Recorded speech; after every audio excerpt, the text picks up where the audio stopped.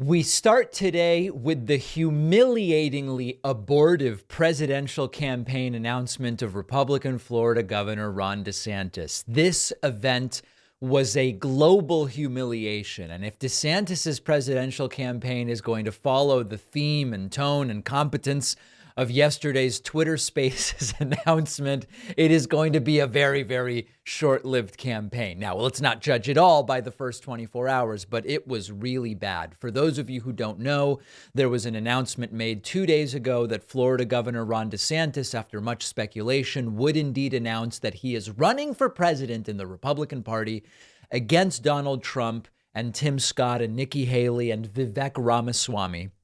And he would be making this announcement alongside Elon Musk on Twitter Spaces. Twitter Spaces is a very rudimentary. I mean, we're talking about audio over the internet. This isn't the most advanced, 4K live streaming video you could imagine.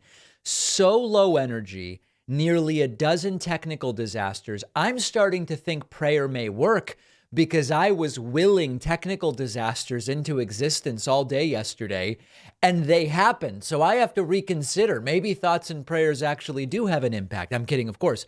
This was the worst and most embarrassing presidential campaign launch that I can remember in the modern political era.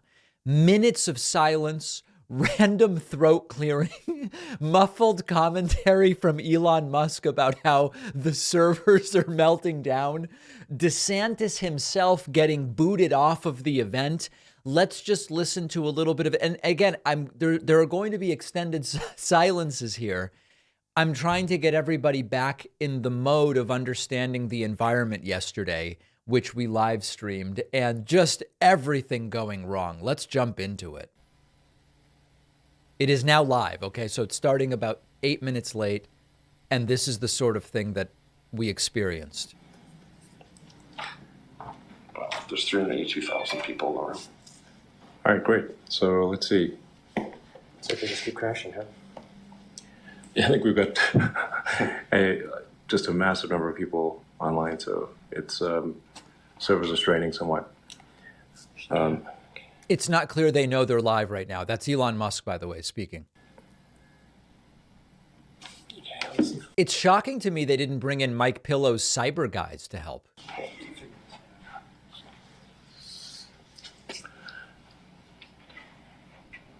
Mm-hmm. Take it all in, my friends. Take it all in.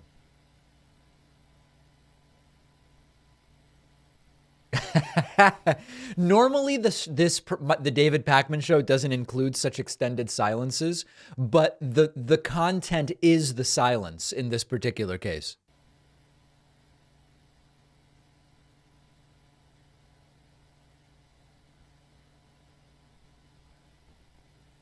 They seem to have no idea that this is all live.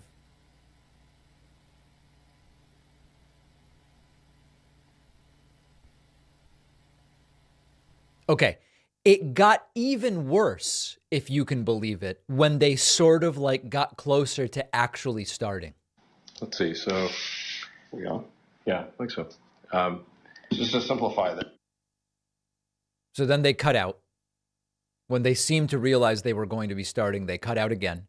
This went on for about half hour.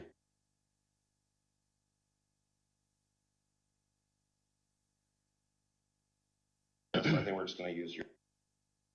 As you can see, it's just not good.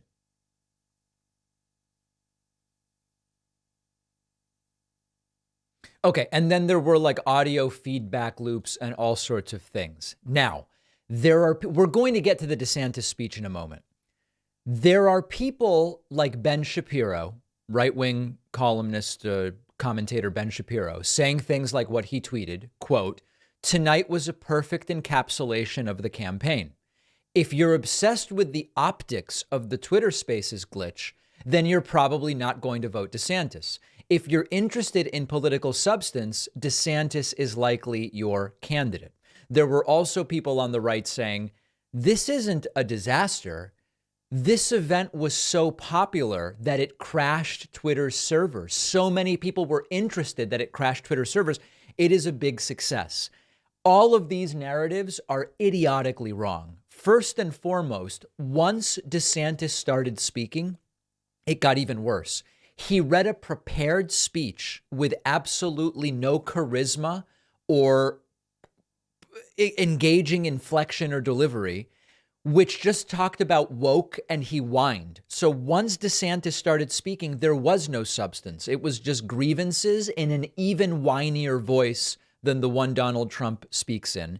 And for this entire, it wasn't a disaster. So many people were interested that it crashed the servers. This is a success.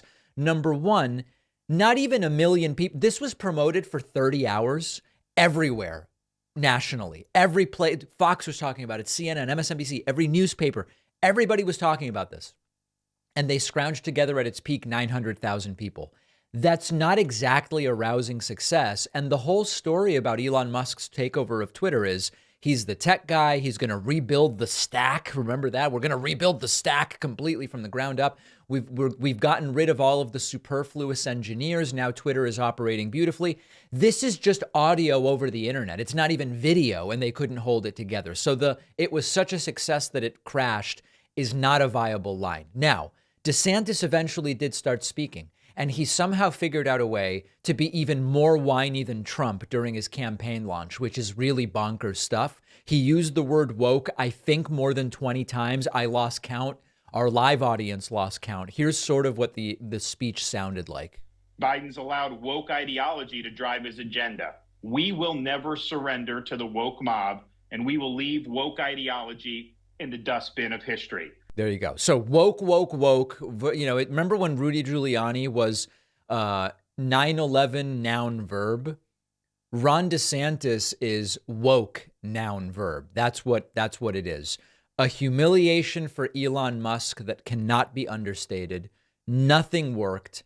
And once DeSantis actually got to speak, it was the lowest energy campaign announcement I could imagine. The political alliance also shouldn't be ignored. Elon Musk, who says his number one priority in buying Twitter and making the changes to Twitter that he made is free speech. And he's making a big show of celebrating Ron DeSantis, who is quite literally banning books in school libraries and suppressing the speech of teachers and corporations in Florida.